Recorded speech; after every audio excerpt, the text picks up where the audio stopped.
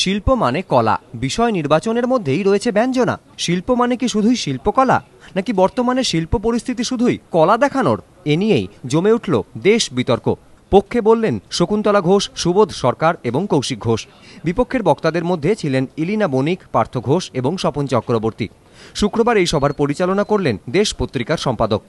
বাঙালি চিরকালই শিল্পকলা, ললিত কলায় আগ্রহী। এখন শিল্পের সঙ্গে এই কলাটা যোগ করে নিয়ে আমরা ওই দিকটাতেই বেশি জোর দিয়ে বসে আছি।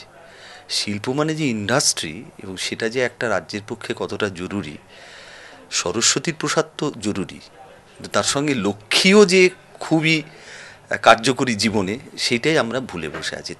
দুপক্ষেরই শানিত যুক্তি খাড়া করলেন বক্তারা। পক্ষের বক্তারা যখন বলে যাচ্ছেন যত যাই হোক বড় শিল্প প্রয়োজন, ভারী শিল্প না হলে উন্নয়ন অসম্ভব, তখন বিপক্ষের বক্তব্য ছোট শিল্প দিয়ে বিপ্লব সম্ভব। আজকের ছোটই ভবিষ্যতে বড়র স্বপ্ন দেখায়। যে বেঙ্গল লিডস বলে একটা জিনিস হয়ে গেল, দুষ্ট লোকেরা নাম দিয়েছে বেঙ্গল লিডস কে নাম দিয়েছে বেঙ্গল ব্লিটস। 1 কোটি লোক চাকরি পাবে। আমি বাংলা বলছি না, এক্ষুনি ইন্টারনেট চেক করুন। 1 কোটি লোক চাকরি পাবে। আমার মনে হয় ওটা এশীয় মাইনর থেকে গোটা ভারতবর্ষের হিসাব। আজকে আমাদের দেশে যে পরিবেশ, সেই পরিবেশটার কথা ভেবেই যদি আমি সবসময় কথা বলি, তাহলে কিন্তু আমি যে কথাগুলো বলবো তার কোনো পার্মানেন্স থাকবে না। এই পরিস্থিতি হয়তো পাল্টে যাবে, কিন্তু পাল্টে যাওয়া সত্ত্বেও এই বিতর্কটা থেকে যাবে। এই বিতর্কটা কিন্তু একটা মূল বিতর্ক, যে কোন দিকে আমাদের ডেভেলপমেন্টটা যাবে, মানুষ হিসেবে আমরা কি চাই।